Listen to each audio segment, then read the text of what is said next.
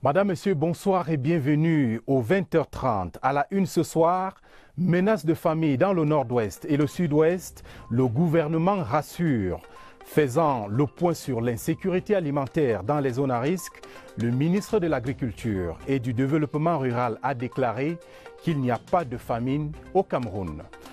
Dans le dossier de la rédaction, la Grande Muette nous parle à travers ses réalisations dans le domaine civil, construction, soins de santé, éducation. Le 20h30 dévoile le visage humain de l'armée camerounaise dans cette édition. En sport, Coupe d'Afrique des Nations 2019, 25 anciens Lions bondissent sur l'appel du gouvernement. Ils joueront leur CAN sur le terrain du marketing aux côtés du comité local d'organisation. Leur engagement est à suivre dans ce 20h30. Voilà pour les titres. Bienvenue au journal et commençons tout de suite par ces nouveaux hommes à la tête de la Société de développement du cacao. Zakari Ngaba, président du conseil d'administration, Jean-Claude Ekoakoufan, directeur général, et James Enan, directeur général adjoint, ont été installés dans leurs fonctions ce jour par le ministre de l'Agriculture et du Développement rural. Henri Eyebéaïssi leur demande de relever la production du cacao en qualité et en quantité. Oswald Medon. 3 hommes, 3 profils distincts mais riches et diversifiés. Un atout pour une mission qui leur est commune, redorer définitivement le label de l'or brun camerounais.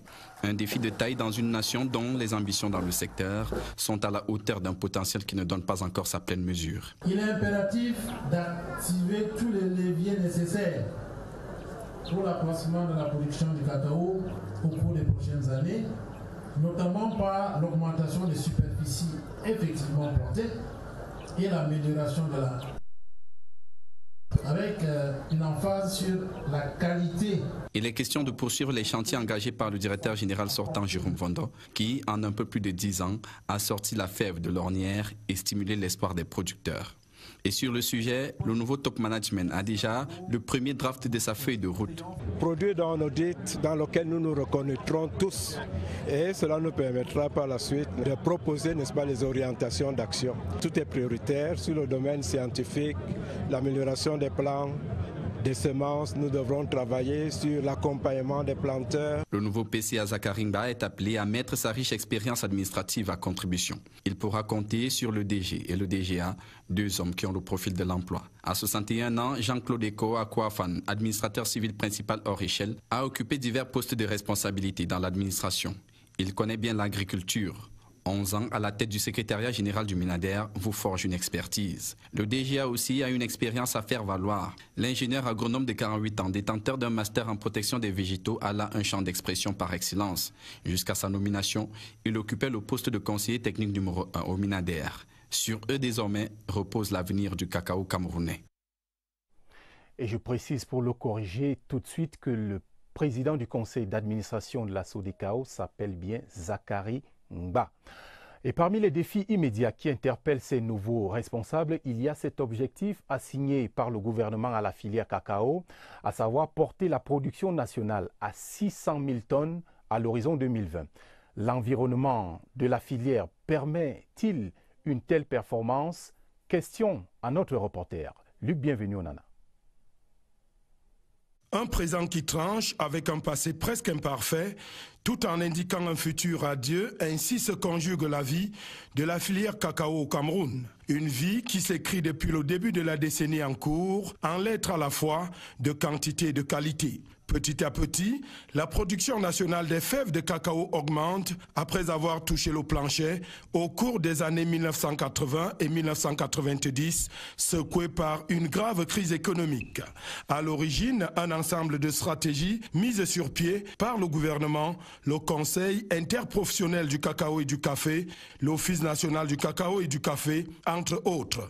L'action consistante ici au renouvellement du verger, à la multiplication des plants et au rajeunissement de la main-d'œuvre via le programme New Generation. Côté qualité, de bons points sont enregistrés dans les pratiques post-récolte, positionnant ainsi Le cacao d'origine camerounaise parmi les meilleurs au monde. Pour profiter davantage de cette opportunité, l'action est désormais à la transformation locale, une brèche dans laquelle s'engouffrent déjà des investisseurs étrangers. Les réalités ne sont peut-être plus les mêmes que celles d'il y a 40 ans, mais une chose reste constante, le cacao continue à nourrir au propre comme au figuré le Cameroun. Au bas de cette page économique, notons que le Cameroun est à l'abri de toute famine. Le ministre de l'Agriculture et du Développement rural a rassuré la presse à ce propos au cours d'une rencontre hier à Yaoundé. Toutefois, la situation est à suivre dans une vingtaine de départements du nord-ouest, du sud-ouest et de l'ouest. D'autres précisions avec Napoléon Bonaparte-Bosson. Le droit à l'alimentation se veut un principe humain inaliénable. Encore faudrait-il que les populations nécessiteuses puissent disposer de la matière. Au Cameroun, la question préoccupe les experts et le gouvernement réunis à l'hôtel Hilton autour du ministre de l'Agriculture et du Développement rural. Le gouvernement camerounais s'est engagé avec les autres États concernés pour suivre régulièrement l'évolution de l'état de la sécurité alimentaire nationale afin de pouvoir prendre des décisions appropriées en temps opportun.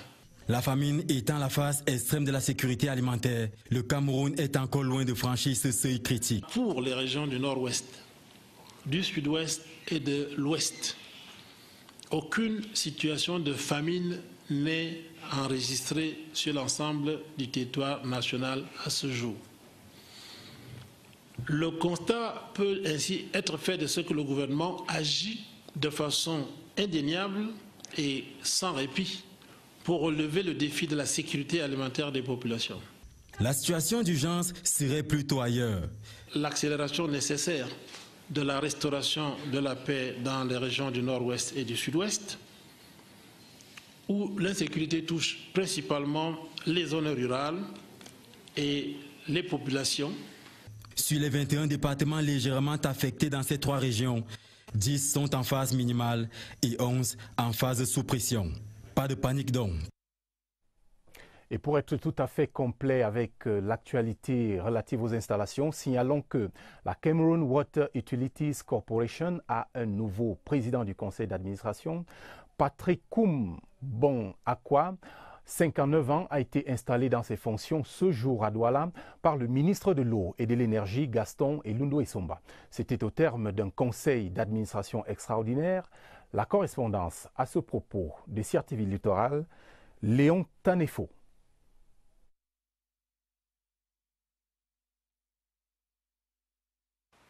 Le conseil d'administration de la CamWater de ce mardi se sera caractérisé en tout point par la célérité de ses articulations. Alors que quelques heures plus tôt, un décret du président de la République faisait de Patrick Kumbon Akwa un membre du conseil d'administration de la Cameroon Water Utilities Corporation, le dit conseil décidait dans la même journée de faire de le renommer son président. Monsieur Kumbon Akwa Patrick. Un acte fort pour cet ingénieur agronome de 59 ans, titulaire d'un master en agriculture obtenu à l'université de Reading en Angleterre, qui s'engage à travailler sans relâche pour offrir une eau de qualité et en continu aux Camerounais.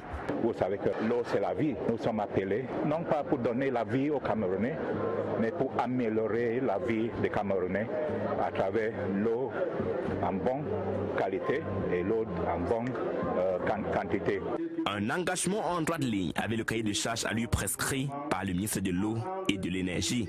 Je vous demande de veiller à maintenir au sein des effectifs de la CamWater un esprit de cohésion, un esprit de professionnalisme, un esprit de patriotisme et surtout une culture de l'intérêt général, gage d'un service public de qualité. Patrick Kumbon Akwa remplace à ce poste Jérôme Obi Eta. Son installation intervient 3 mois après la reprise des activités de production, de distribution et de commercialisation de l'eau potable au Cameroun par la CamWater. Et c'est au pas militaire que nous entrons dans le dossier du 20h30. Ce soir, l'armée camerounaise se dresse comme un mur imprenable contre les ennemis du pays. Engagées sur plusieurs fronts, les forces de défense interviennent dans le cadre de leur mission de défense et de protection du territoire national, une mission remplie avec honneur, courage et fidélité à l'intérieur comme à l'extérieur du Cameroun. Comment l'armée nous protège-t-elle au quotidien? Revue de quelques fronts et faits d'armes, Éric Benjamin Lamère.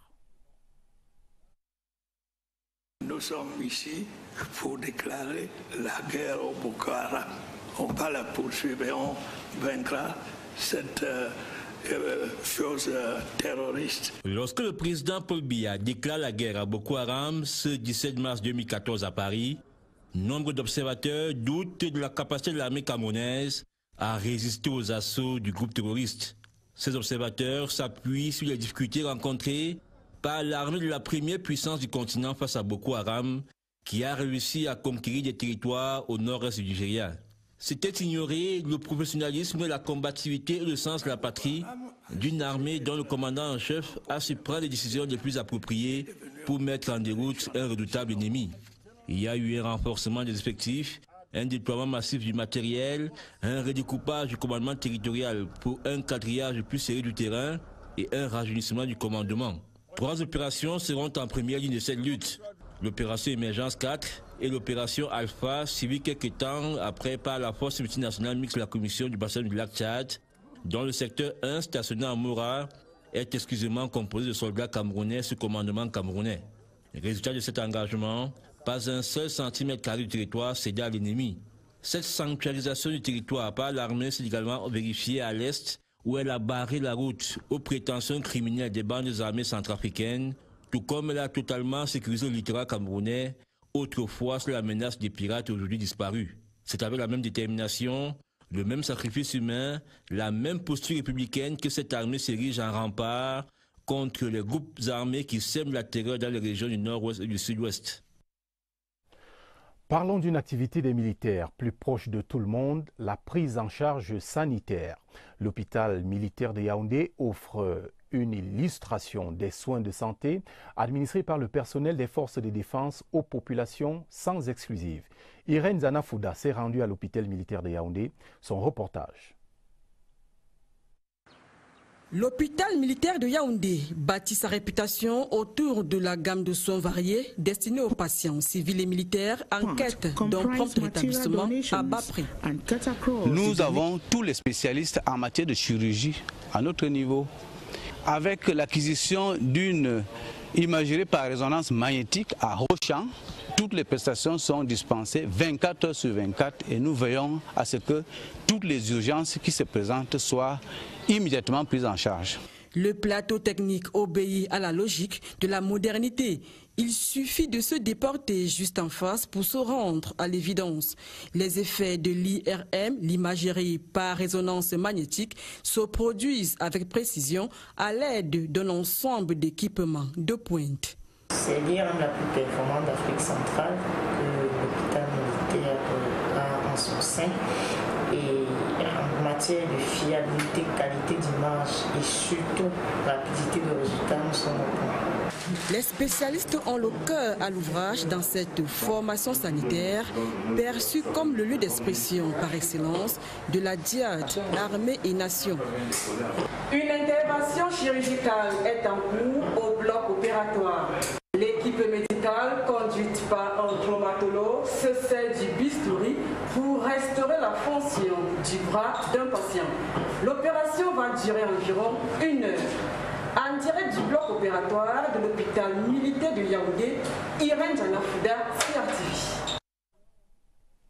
À Bertois, le tandem armée-nation est une réalité. Le génie militaire vient de doter la région de l'Est d'infrastructures à la pointe de la technologie. La dernière en date, c'est le marché moderne de Bertois.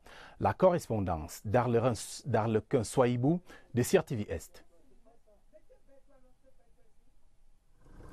Dans l'arrondissement de Kolofata, département du Mayo-Sava, les membres des comités de vigilance sont fortement impliqués dans la lutte contre Boko Haram.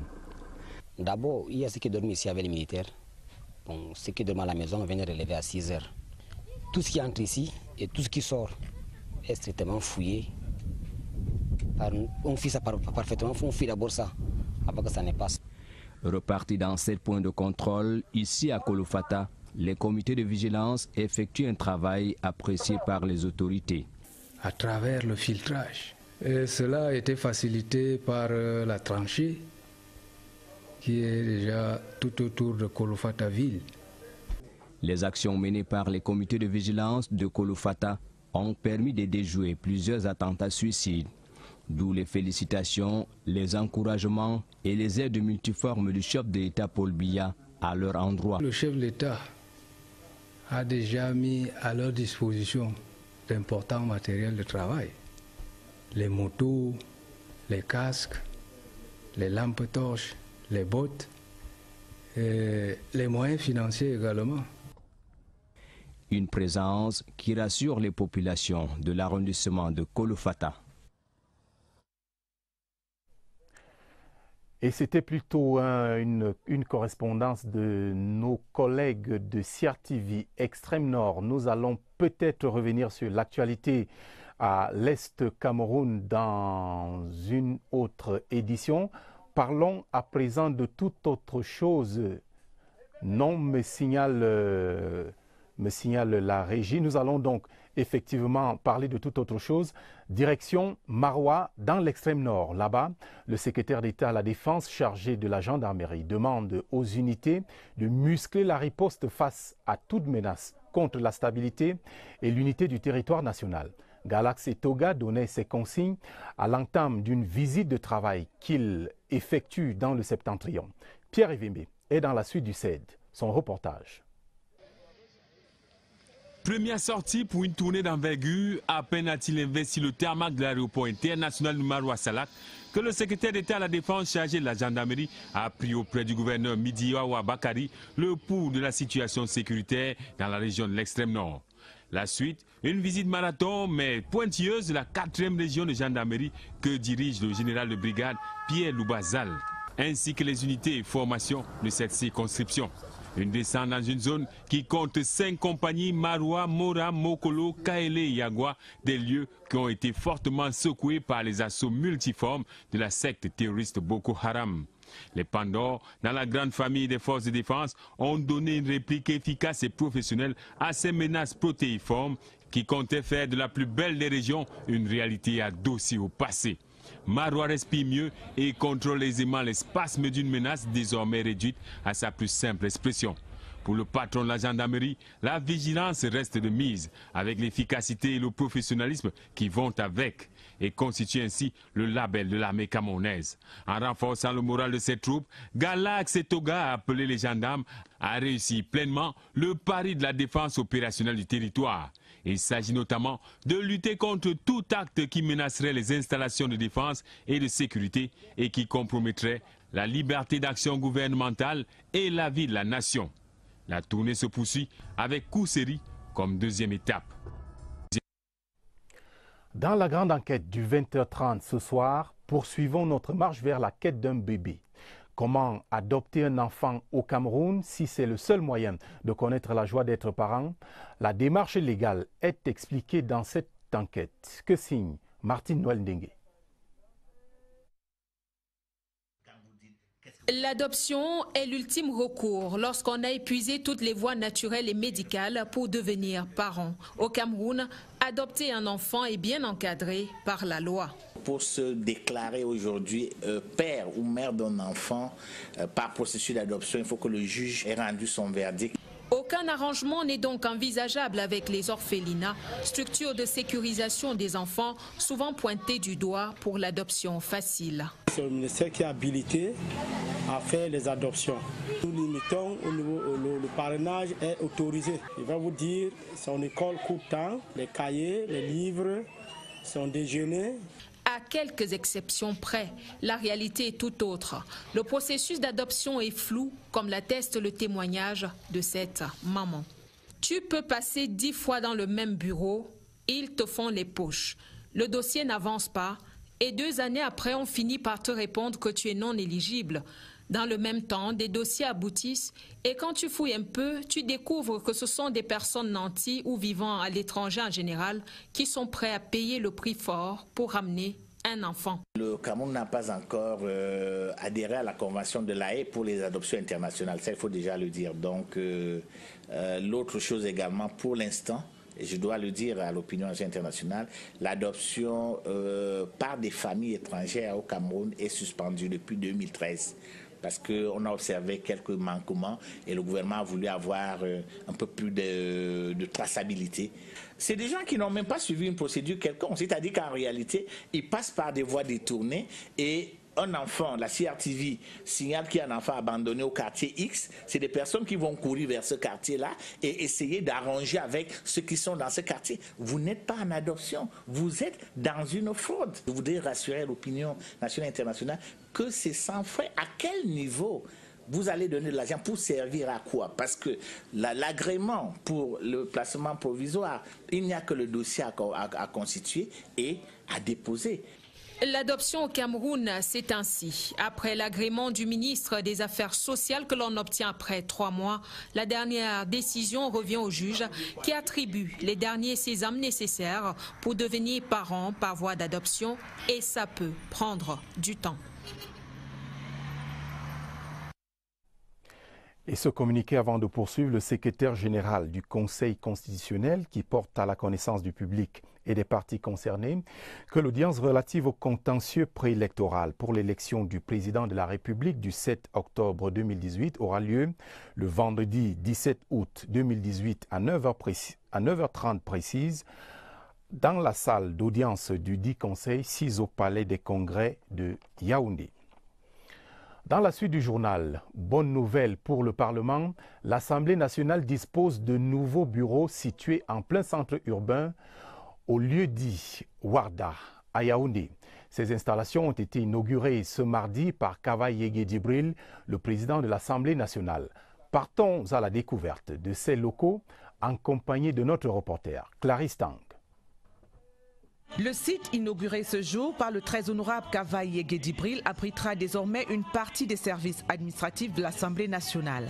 Ainsi s'achève la première phase du plan de recasement des services de l'Auguste Chambre dans le but d'assurer la continuité du service public et le fonctionnement optimal de l'institution pendant la durée des travaux relatifs à la réalisation du projet de construction du nouvel immeuble siège du Palais de l'Assemblée nationale. Ce recasement marque déjà le début des travaux de construction du nouveau siège de l'Assemblée nationale. Sur instruction du chef de chambre, les travaux de ce site réalisés en urgence auront duré 11 mois. Le site de Warda et les 2 autres de recasement à venir constitueront ainsi que l'a relevé le très honorable Kavaï Yégué Djibril, un acquis inestimable et un précieux héritage à léguer aux générations futures de parlementaires et de collaborateurs de l'Assemblée nationale. Que dire du nouvel immeuble siège de l'Auguste Institution? Le projet de construction d'un nouvel immeuble siège de l'Assemblée nationale à Yaoundé est une initiative de son Excellence M. Paul Biya, président de la République, chef de l'État. C'est avec son haut accord que le site actuel au lieu-dit Ngouaekele, ici à Yaoundé, abritera le nouvel édifice, fruit d'un précieux partenariat. C'est lui également qui aura trouvé le partenaire idoine pour la réalisation de ce projet. Il s'agit de la République populaire de Chine qui s'est engagée à financer et à financer entièrement et sous forme de dons sans contrepartie. L'occasion était idoine pour magnifier l'excellence des relations entre Pékin et Yaoundé.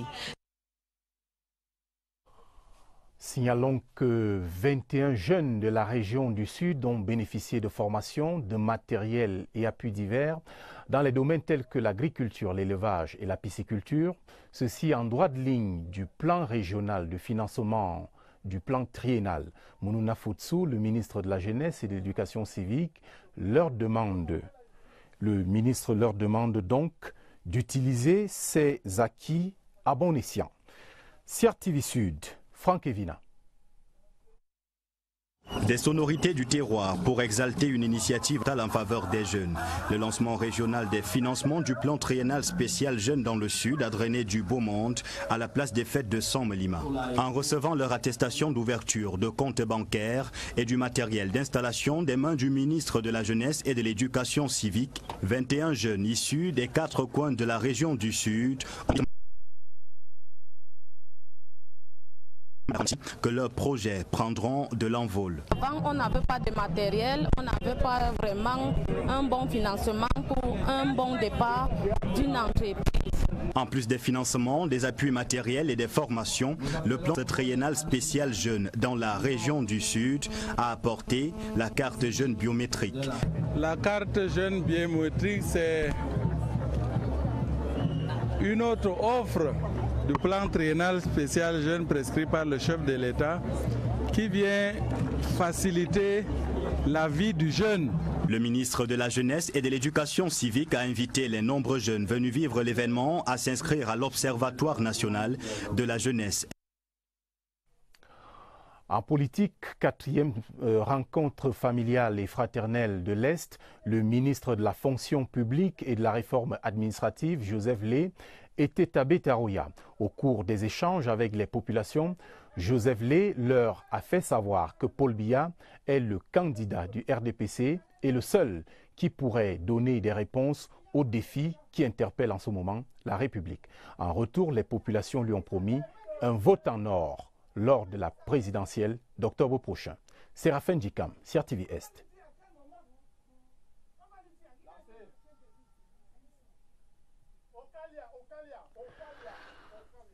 Pas possible de suivre donc cet élément des CRTV Est et nous allons poursuivre ce journal avec d'autres actualités, notamment la série sur la rentrée scolaire lancée hier. Ceux qui abordent dans les magasins en ce moment, en cette période, sont les parents de la première heure. Avant la période d'affluence, ils font leurs courses dans la sérénité, un temps idéal pour bien choisir les articles et éviter l'embouteillage dans quelques jours. Laurence Okalia.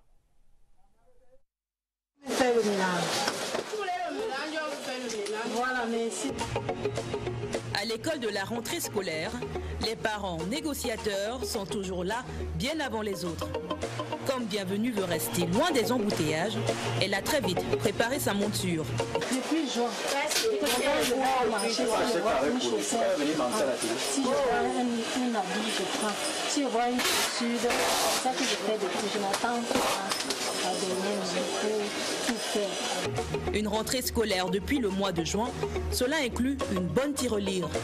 Cahiers, stylos, sacs à dos, livres et autres, ça coûte assez cher, tout compte fait. Il faut faire des économies. C'est vrai qu'on n'a pas un paquet d'argent quelque part par rapport à la rentrée. La rentrée se prépare à partir de la fin de l'année précédente. Même si tout ne rentre pas dans le panier d'un seul coup, quand on a 4 enfants, on prend en gros pour arrondir les angles. Cahiers, la règle, les gommes, c'est vrai qu'on n'a pas encore tous les fournitures scolaires. Donc au fur et à mesure que les jours passent, les fournitures arrivent. Accomplir ses devoirs à la première heure, cela évite certainement la pression, mais tous les parents veulent la même chose, que leurs enfants aillent à l'école avec dans le sac à dos les fournitures de A à Z. Et nous parlons religion à présent. Conférence est toujours en rapport avec la présidentielle. Nous parlons plutôt politique. Toujours en rapport avec la présidentielle, à Yaoundé, Garga Amanadi a donné une conférence de presse ce jour. Le président de l'Alliance pour la démocratie et le développement, candidat à l'élection présidentielle du 7 octobre prochain, se présente comme un homme intègre et respectueux de la personne humaine. Pierre Biyinambarga. Garga Amanadi, le président de l'Alliance pour la démocratie et le développement, est face à la presse. Le candidat de l'ADD à l'élection présidentielle du 7 octobre prochain décline son projet de société. Un projet de société présenté en 3 volumes, ainsi intitulé « Pour une vision humaniste », ainsi intitulé « Pour une vision humaniste de la politique, pour une économie humaniste, pour un confort social et un bien-être culturel. » Quand on dit démocratie, on dit concurrence. On dit choix du peuple. On dit et transparence pour que chacun sache que renferme ce candidat-là. Que nous propose-t-il? Qu'est-ce qu'il a même dans sa tête Est-ce que c'est écrit? Garga Hamanadji se présente comme un homme intègre, efficace, compétent, expérimenté. Son credo, vérité et justice. Garga Hamanadji propose l'institution de la profession de journaliste. Et les chefs traditionnels devraient cesser d'être considérés comme des auxiliaires de l'administration. Au total, le président de l'ADD est un adepte du panafricanisme et fait un rêve, celui de voir le Cameroun un État fédéré des États-Unis d'Afrique. Pour l'unité africaine. Tout autre chose à présent, 237 personnels de la Caisse nationale de prévoyance sociale ont reçu ce mardi des médailles d'honneur de travail, des distinctions honorifiques, signes de reconnaissance de la patrie au travail bien fait. Occasion pour le staff managérial d'appeler le personnel à plus de discipline et de professionnalisme. La cérémonie de remise des médailles était présidée par le ministre du Travail et de la Sécurité sociale, Grégoire Orona. Le reportage de Marie Laurenske. Des distinctions honorifiques épinglées sur la poitrine des heureux récipiendaires en service à la Caisse nationale de prévoyance sociale. Or, argent, vermeil, des médailles symbolisant de longues années d'expérience professionnelle récompensées au cours d'une cérémonie sobre. 10 ans de dur labeur au service de la CNPS. C'est un sentiment de joie et de satisfaction. Merci pour tous ceux qui m'ont encadré pour que je puisse arriver à ces 10 ans de service. C'est une très grande joie qui m'habite 30 ans et 2 mois aujourd'hui. Je suis très contente. La tutelle et le staff managérial rehaussent de leur présence l'éclat de ce moment de retrouvailles. Occasion de mesurer combien le travail est une composante importante dans la vie, malgré les difficultés que le personnel endure et les conditions de travail souvent pénibles. Le tapis rouge a été déroulé au personnel méritant. Moi aussi, en tant que travailleur, le ministre m'a honoré de ces médailles. Et je crois qu'on peut en être fier pour ce qu'on fait, pour la qualité du service que nous rendons aux Camerounais, à nos assurés sociaux. Le seul message pour ceux qui n'ont pas reçu, c'est de travailler. Je l'ai dit, à la CNPS, nous ne distribuons pas les médailles simplement du fait de l'ancienneté. L'ancienneté compte, mais surtout le travail. Des youyous, des fleurs donnent une autre coloration à ces instants de joie. Le ministre de la Communication a accordé une audience ce mardi à l'ambassadeur des États-Unis d'Amérique au Cameroun, Issa Chiroma Bakari, et son Excellence Peter Henry Barlerin ont échangé sur des sujets d'actualité de l'heure. À l'issue de cette audience, le diplomate a résumé les préoccupations abordées. C'est au micro d'Augustin Bidjouka. Nous avons parlé d'abord de la nécessité du respect pour les droits de l'homme, des droits fondamentaux, et j'ai félicité Monsieur le ministre pour ses déclarations sur ces enquêtes sur les vidéos qui viennent de sortir il n'y a pas longtemps. Nous sommes d'accord que ces crimes sont terribles et que les enquêtes mèneront à la justice et que les coupables soient jugés et condamnés, mais à travers la justice. Ensuite, nous avons parlé un peu des élections présidentielles et j'ai dit à Monsieur le ministre que nous n'avons pas de candidat préféré. La seule chose que nous souhaitons, c'est que les élections soient libres, justes et crédibles. Des nouvelles des pèlerins camerounais en route pour la Mecque. Sachez qu'ils ont terminé la phase préparatoire dans la ville de Médine en Arabie Saoudite. La délégation s'est envolée par la suite pour la ville sainte après avoir visité quelques lieux de mémoire de l'islam. Voici à ce propos le récit de notre envoyé spécial, Ousmane Assanda.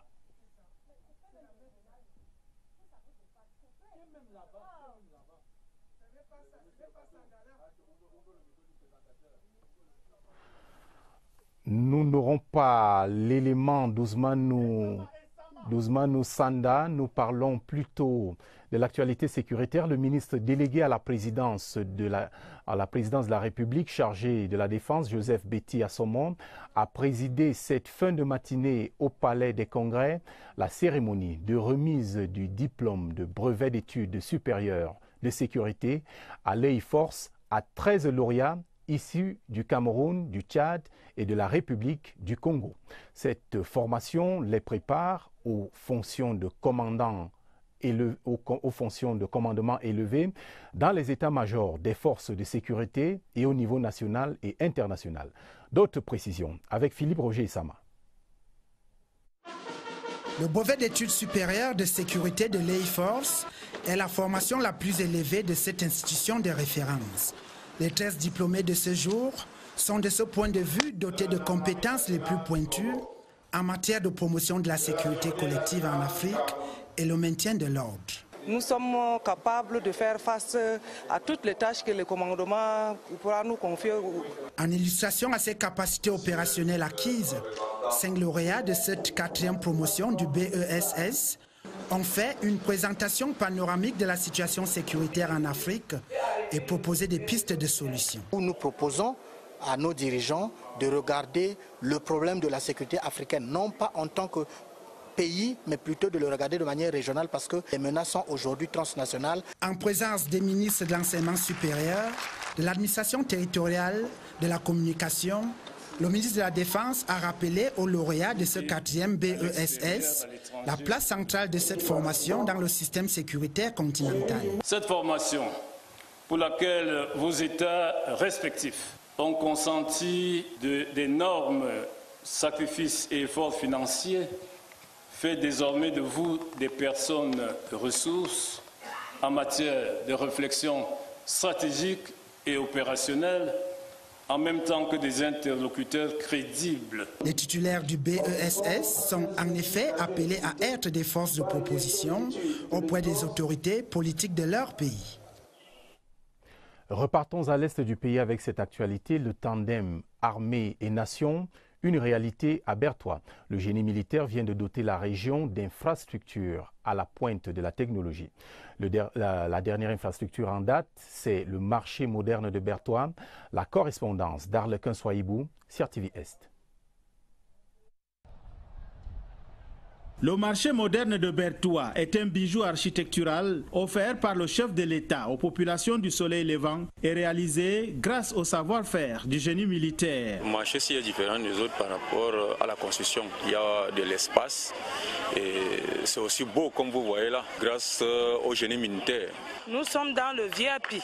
Pour ce que le génie militaire a fait ici là, il y a le centre de santé. Quand on est malade, on est là. Il y a même déjà au moins 2 femmes qui ont accouché là. Même moi, j'ai déjà eu à amener l'enfant malade là-bas. Les toilettes publiques, il y a tout est différent, il n'y a plus de boue. L'ouvrage construit sur une superficie de 3,5 hectares offre près de 600 espaces marchands, des étals, des places sous hangars couverts, une grande poissonnerie, une chambre froide, entre autres équipements pour la gestion quotidienne du marché. 2 bâtiments administratifs sont constitués d'une perception d'un poste de police, d'une infirmerie en plus d'un restaurant construit sur une superficie de 211 mètres carrés et de 2 bâtiments, des toilettes publiques, une voie de contournement et 8 voies d'accès complètent l'ouvrage qui a été inauguré en octobre 2017, bien avant le délai prévu en décembre de cette année-là. Le chef de l'État parle souvent du lien armée-nation. Il ne faut pas que ça reste un slogan creux. Il faut lui donner une contenance. Et c'est pour ça que le génie s'implique dans les travaux qui concourent au développement de notre pays. Au-delà de cette réalisation, les forces de défense nationale contribuent au développement de la nation grâce à des actions civilo-militaires illustrées ici par des dons en table-banc aux établissements scolaires, les soins de santé et la sécurité, tous azimuts. Un véritable lien armée-nation.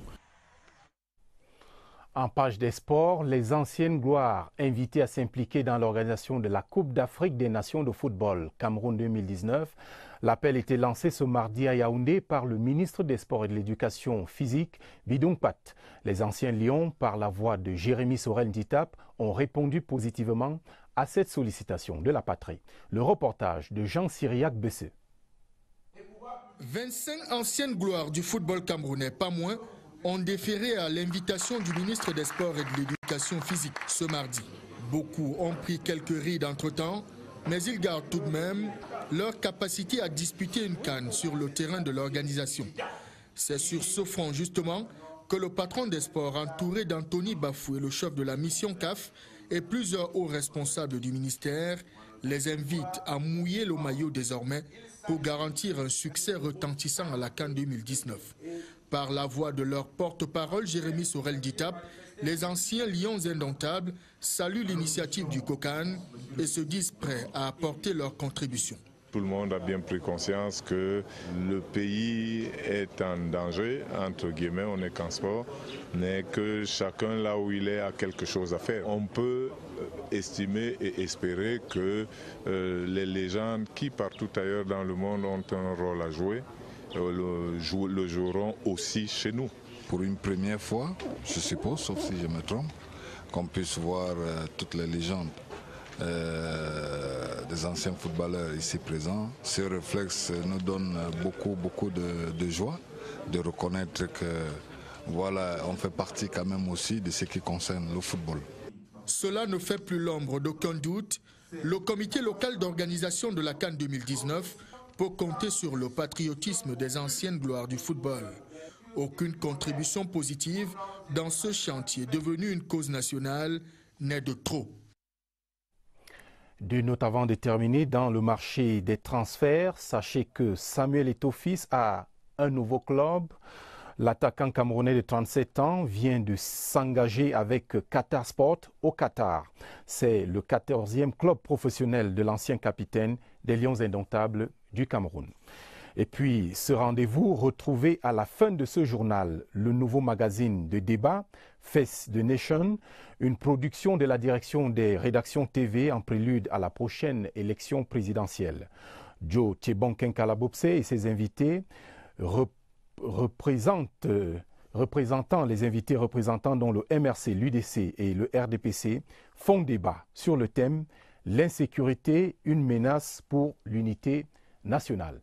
C'est ici que s'achève ce journal. Mesdames et messieurs, merci de l'avoir regardé. Retrouvez l'ensemble de nos journaux en ligne sur crtv.cm. Bonsoir.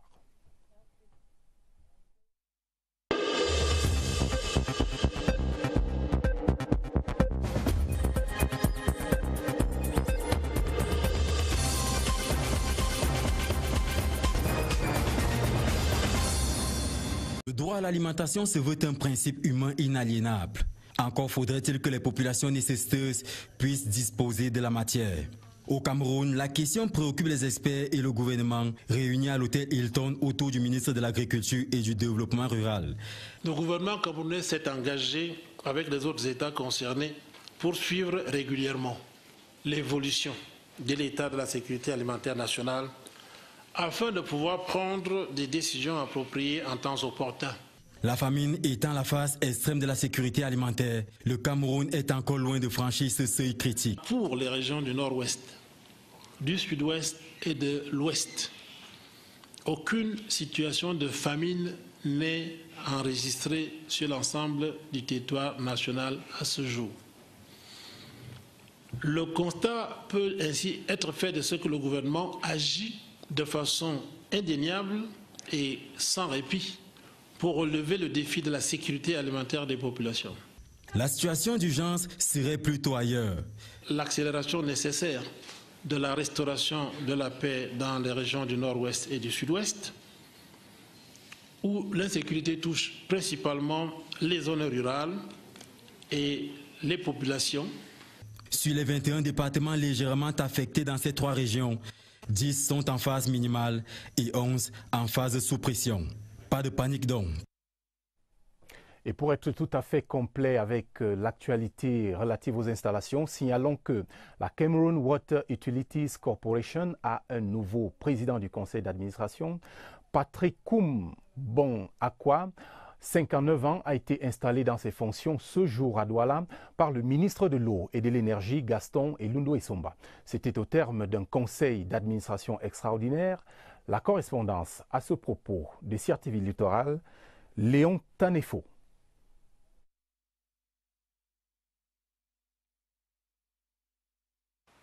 Le conseil d'administration de la CamWater de ce mardi se sera caractérisé en tout point par la célérité de ses articulations. Alors que quelques heures plus tôt, un décret du président de la République faisait de Patrick Kumbon Akwa un membre du conseil d'administration de la Cameroon Water Utilities Corporation, le dit conseil décidait dans la même journée de faire de le renommer son président. Monsieur Kumbon Akwa Patrick.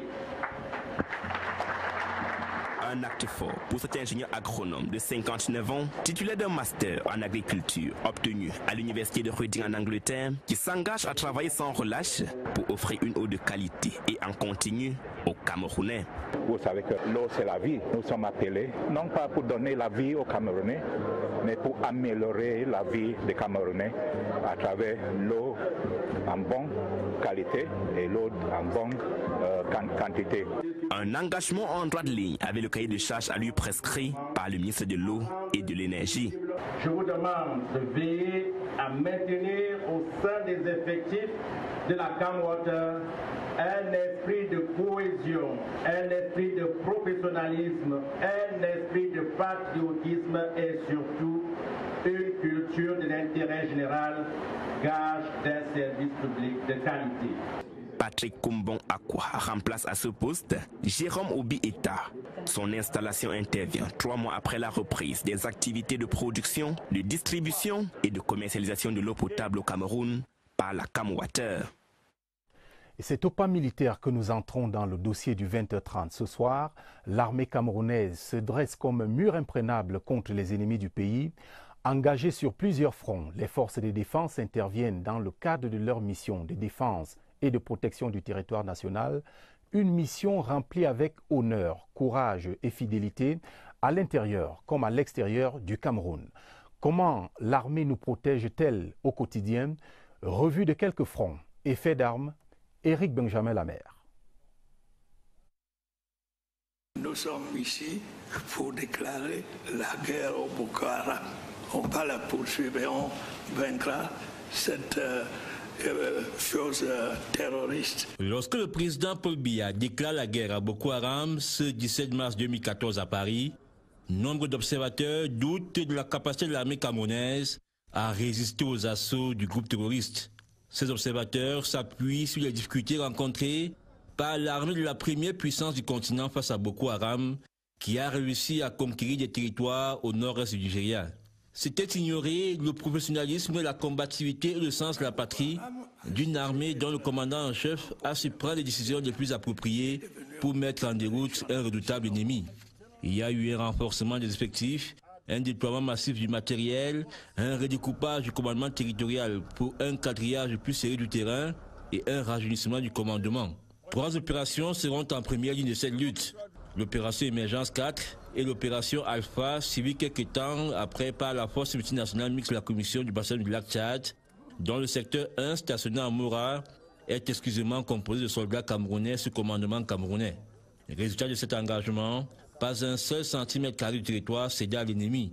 Cette sanctuarisation du territoire par l'armée s'est également vérifiée à l'est, où elle a barré la route aux prétentions criminelles des bandes armées centrafricaines, tout comme elle a totalement sécurisé le littoral camerounais, autrefois sous la menace des pirates aujourd'hui disparus. C'est avec la même détermination, le même sacrifice humain, la même posture républicaine que cette armée s'érige en rempart contre les groupes armés qui sèment la terreur dans les régions du nord-ouest et du sud-ouest.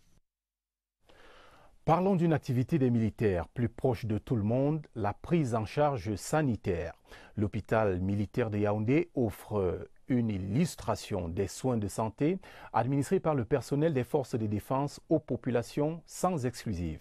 Irène Zanafouda s'est rendue à l'hôpital militaire de Yaoundé. Son reportage. L'hôpital militaire de Yaoundé bâtit sa réputation autour de la gamme de soins variés destinés aux patients civils et militaires en quête d'un prompt rétablissement à bas prix. Nous avons tous les spécialistes en matière de chirurgie à notre niveau. Avec l'acquisition d'une imagerie par résonance magnétique à Rochamp, toutes les prestations sont dispensées 24 heures sur 24 et nous veillons à ce que toutes les urgences qui se présentent soient immédiatement prises en charge. Le plateau technique obéit à la logique de la modernité. Il suffit de se déporter juste en face pour se rendre à l'évidence. Les effets de l'IRM, l'imagerie par résonance magnétique, se produisent avec précision à l'aide d'un ensemble d'équipements de pointe. C'est l'IRM la plus performante d'Afrique centrale que l'hôpital militaire a en son sein. Et en matière de fiabilité, qualité d'image et surtout rapidité de résultat, nous sommes au point. Les spécialistes ont le cœur à l'ouvrage dans cette formation sanitaire perçue comme le lieu d'expression par excellence de la diade armée et nation. Une intervention chirurgicale est en cours au bloc opératoire. L'équipe médicale, conduite par un traumatologue, se sert du bistouri pour restaurer la fonction du bras d'un patient. L'opération va durer environ 1 heure. En direct du bloc opératoire de l'hôpital militaire de Yaoundé, Irène Janafouda, CRTV. À Bertois, le tandem armée-nation est une réalité. Le génie militaire vient de doter la région de l'Est d'infrastructures à la pointe de la technologie. La dernière en date, c'est le marché moderne de Bertois. La correspondance d'Arlequin Soaibou de CRTV Est. Dans l'arrondissement de Kolofata, département du Mayo-Sava, les membres des comités de vigilance sont fortement impliqués dans la lutte contre Boko Haram. D'abord, il y a ceux qui dorment ici avec les militaires. Bon, ceux qui dorment à la maison, on vient de relever à 6 heures. Tout ce qui entre ici et tout ce qui sort est strictement fouillé. On fouille ça parfaitement, on fouille d'abord ça, avant que ça ne passe. Repartis dans 7 points de contrôle, ici à Kolofata, les comités de vigilance effectuent un travail apprécié par les autorités. À travers le filtrage. Et cela a été facilité par la tranchée qui est déjà tout autour de Kolofata ville. Les actions menées par les comités de vigilance de Kolofata ont permis de déjouer plusieurs attentats suicides, d'où les félicitations, les encouragements et les aides multiformes du chef de l'État Paul Biya à leur endroit. Le chef de l'État a déjà mis à leur disposition d'importants matériels de travail. Les motos, les casques, les lampes torches, les bottes, et les moyens financiers également. Une présence qui rassure les populations de l'arrondissement de Kolofata. Et c'était plutôt une correspondance de nos collègues de CRTV Extrême Nord. Nous allons peut-être revenir sur l'actualité à l'Est Cameroun dans une autre édition. Parlons à présent de toute autre chose. Non, me signale la régie. Nous allons donc effectivement parler de toute autre chose. Direction Maroua, dans l'extrême nord. Là-bas, le secrétaire d'État à la Défense chargé de la gendarmerie demande aux unités de muscler la riposte face à toute menace contre la stabilité et l'unité du territoire national. Galax Toga donnait ses consignes à l'entame d'une visite de travail qu'il effectue dans le Septentrion. Pierre Evembe est dans la suite du CED. Son reportage. Première sortie pour une tournée d'envergure, à peine a-t-il investi le tarmac de l'aéroport international de Maroua-Salak que le secrétaire d'État à la Défense chargé de la gendarmerie a pris auprès du gouverneur Midiawa Bakari le pouls de la situation sécuritaire dans la région de l'extrême nord. La suite, une visite marathon mais pointilleuse de la 4e région de gendarmerie que dirige le général de brigade Pierre Loubazal, ainsi que les unités et formations de cette circonscription.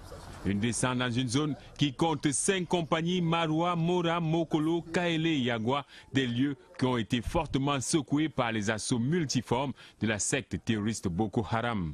Les Pandores, dans la grande famille des forces de défense, ont donné une réplique efficace et professionnelle à ces menaces protéiformes qui comptaient faire de la plus belle des régions une réalité adossée au passé. Maroua respire mieux et contrôle aisément les spasmes d'une menace désormais réduite à sa plus simple expression. Pour le patron de la gendarmerie, la vigilance reste de mise, avec l'efficacité et le professionnalisme qui vont avec, et constitue ainsi le label de l'armée camerounaise. En renforçant le moral de ses troupes, Galax et Toga a appelé les gendarmes à réussir pleinement le pari de la défense opérationnelle du territoire.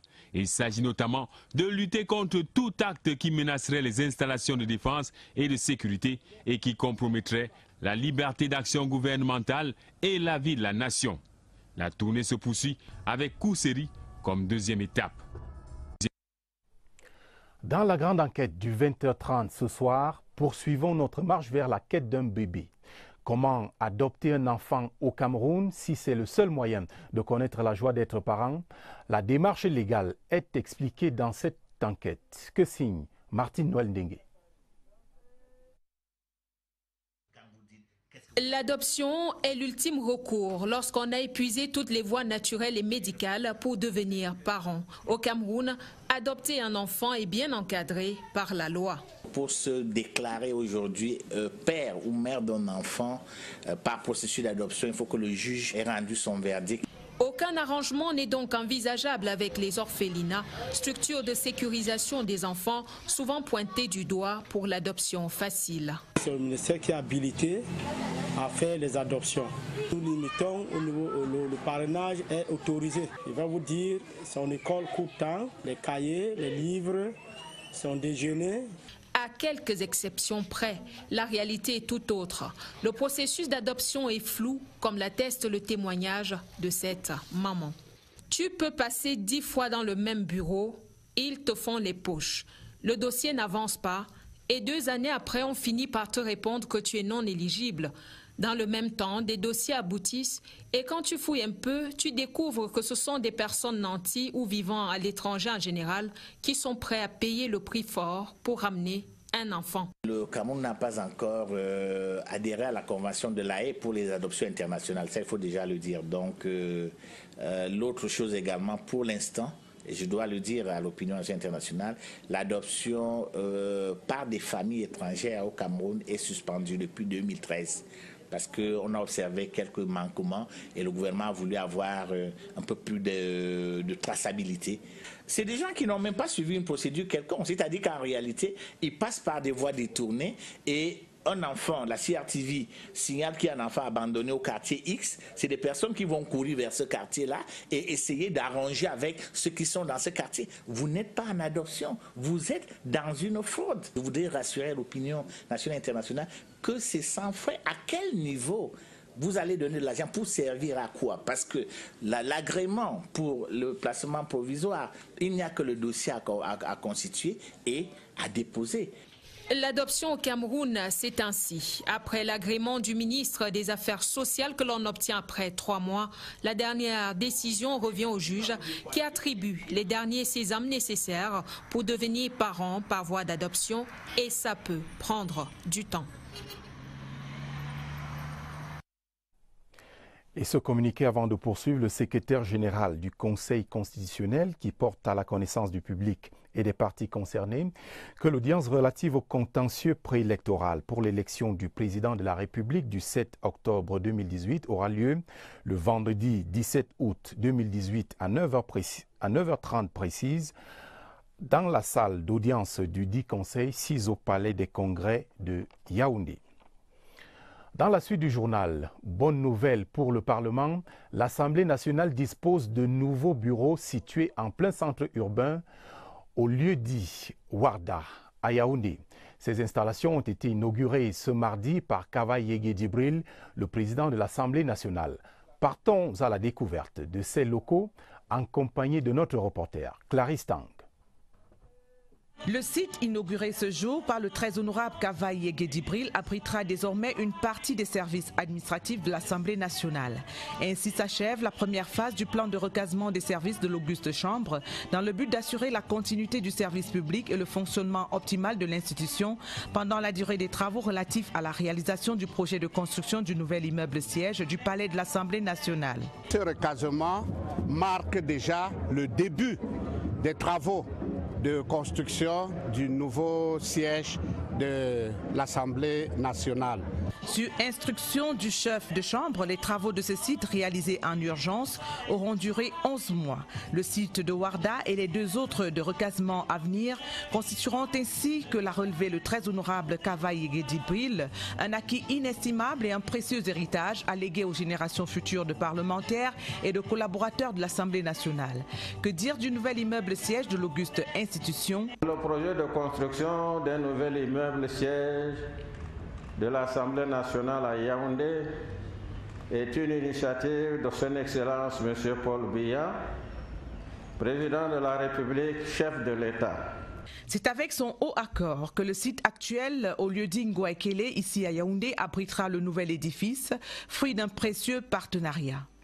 C'est lui également qui aura trouvé le partenaire idoine pour...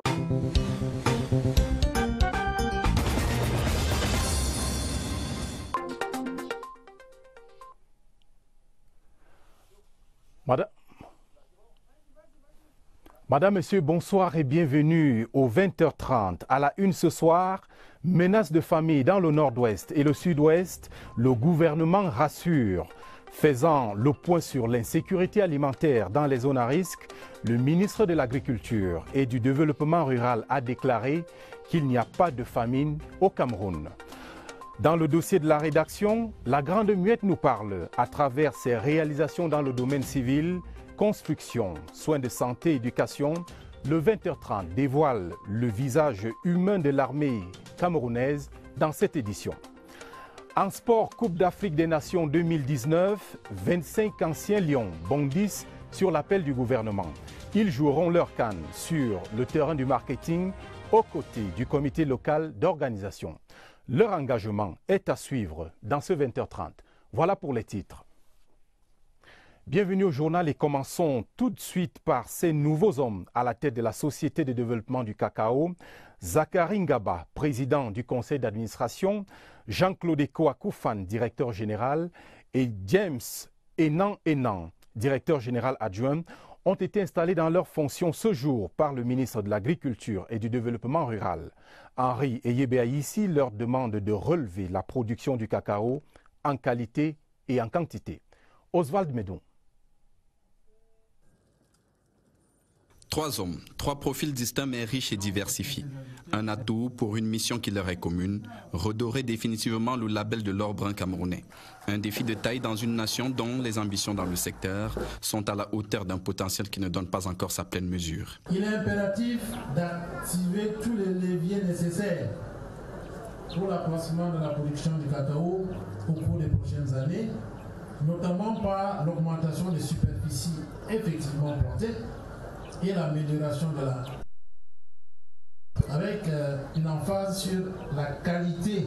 Il est question de poursuivre les chantiers engagés par le directeur général sortant Jérôme Vondra, qui, en un peu plus de 10 ans, a sorti la fève de l'ornière et stimulé l'espoir des producteurs. Et sur le sujet, le nouveau top management a déjà le premier draft de sa feuille de route.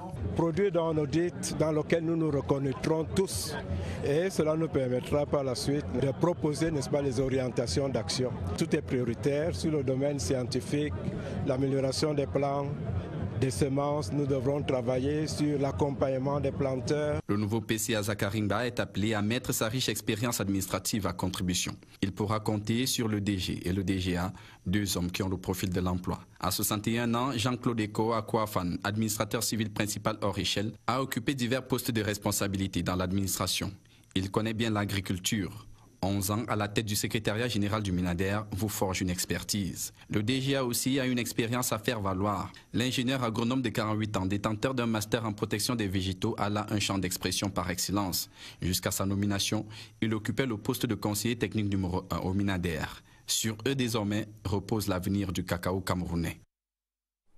Et je précise pour le corriger tout de suite que le président du conseil d'administration de la SODECAO s'appelle bien Zakari Ngaba. Et parmi les défis immédiats qui interpellent ces nouveaux responsables, il y a cet objectif assigné par le gouvernement à la filière cacao, à savoir porter la production nationale à 600 000 tonnes à l'horizon 2020. L'environnement de la filière permet-il une telle performance? Question à notre reporter. Luc, bienvenue au Nana. Un présent qui tranche avec un passé presque imparfait, tout en indiquant un futur radieux, ainsi se conjugue la vie de la filière cacao au Cameroun. Une vie qui s'écrit depuis le début de la décennie en cours, en lettres à la fois de quantité et de qualité. Petit à petit, la production nationale des fèves de cacao augmente après avoir touché le plancher au cours des années 1980 et 1990, secouée par une grave crise économique. À l'origine, un ensemble de stratégies mises sur pied par le gouvernement, le Conseil interprofessionnel du cacao et du café, l'Office national du cacao et du café, entre autres. L'action consistant ici au renouvellement du verger, à la multiplication des plants et au rajeunissement de la main-d'œuvre via le programme New Generation. Côté qualité, de bons points sont enregistrés dans les pratiques post-récolte, positionnant ainsi le cacao d'origine camerounaise parmi les meilleurs au monde. Pour profiter davantage de cette opportunité, l'action est désormais à la transformation locale, une brèche dans laquelle s'engouffrent déjà des investisseurs étrangers. Les réalités ne sont peut-être plus les mêmes que celles d'il y a 40 ans, mais une chose reste constante, le cacao continue à nourrir au propre comme au figuré le Cameroun. Au bas de cette page économique, notons que le Cameroun est à l'abri de toute famine. Le ministre de l'Agriculture et du Développement rural a rassuré la presse à ce propos au cours d'une rencontre hier à Yaoundé. Toutefois, la situation est à suivre dans une vingtaine de départements du nord-ouest, du sud-ouest et de l'ouest. D'autres précisions avec Napoléon Bonaparte-Bosson. Pour la réalisation de ce projet, il s'agit de la République populaire de Chine qui s'est engagée à financer entièrement et sous forme de dons sans contrepartie. L'occasion était idoine pour magnifier l'excellence des relations entre Pékin et Yaoundé. Signalons que 21 jeunes de la région du Sud ont bénéficié de formations, de matériel et appuis divers dans les domaines tels que l'agriculture, l'élevage et la pisciculture, ceci en droite ligne du plan régional de financement du plan triennal. Mounouna Futsu, le ministre de la Jeunesse et de l'Éducation civique, le ministre leur demande donc d'utiliser ces acquis à bon escient. CRTV Sud, Franck Evina. Des sonorités du terroir pour exalter une initiative en faveur des jeunes. Le lancement régional des financements du plan triennal spécial Jeunes dans le Sud a drainé du beau monde à la place des fêtes de Sammelima. En recevant leur attestation d'ouverture de comptes bancaires et du matériel d'installation des mains du ministre de la Jeunesse et de l'Éducation civique, 21 jeunes issus des 4 coins de la région du Sud que leurs projets prendront de l'envol. Avant, on n'avait pas de matériel, on n'avait pas vraiment un bon financement pour un bon départ d'une entreprise. En plus des financements, des appuis matériels et des formations, le plan triennal spécial Jeunes dans la région du Sud a apporté la carte jeune biométrique. La carte jeune biométrique, c'est une autre offre du plan triennal spécial Jeunes prescrit par le chef de l'État qui vient faciliter la vie du jeune. Le ministre de la Jeunesse et de l'Éducation civique a invité les nombreux jeunes venus vivre l'événement à s'inscrire à l'Observatoire national de la jeunesse.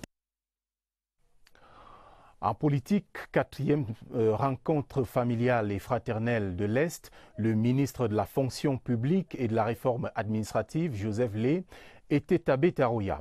Au cours des échanges avec les populations, Joseph Lé leur a fait savoir que Paul Biya est le candidat du RDPC et le seul qui pourrait donner des réponses aux défis qui interpellent en ce moment la République. En retour, les populations lui ont promis un vote en or lors de la présidentielle d'octobre prochain. Séraphin Djikam, CRTV Est.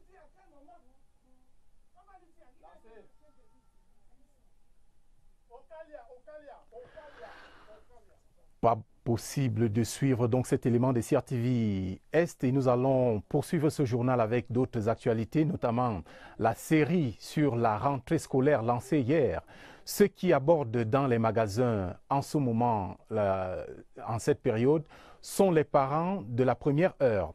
Avant la période d'affluence, ils font leurs courses dans la sérénité, un temps idéal pour bien choisir les articles et éviter l'embouteillage dans quelques jours. Laurence Okalia.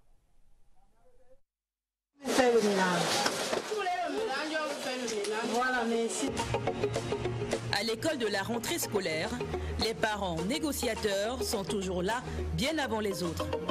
Comme Bienvenue veut rester loin des embouteillages, elle a très vite préparé sa monture. Depuis juin, si je vois une chaussette, si je vois un habit, je prends. Si je vois une chaussure, c'est ça que je fais depuis. Je n'attends pas à dernière minute pour tout faire.